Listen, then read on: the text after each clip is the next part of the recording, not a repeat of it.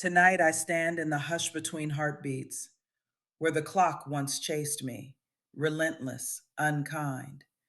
But now my AI buddies shoulder the weight, untangling the knots of my 9 to 5 mind. Suddenly the inbox is quiet, the to-do list shrinks, and the world outside my window calls me by my first name. I find myself at the dinner table, not just a body, but a soul. Eyes meeting eyes, laughter rising, stories blooming in the warmth of shared bread.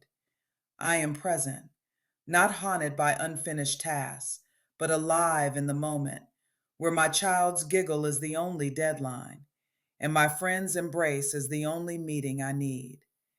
Thank you, AI buddies, for giving me back the hours to love, to listen, to linger, to be here, fully, finally, home.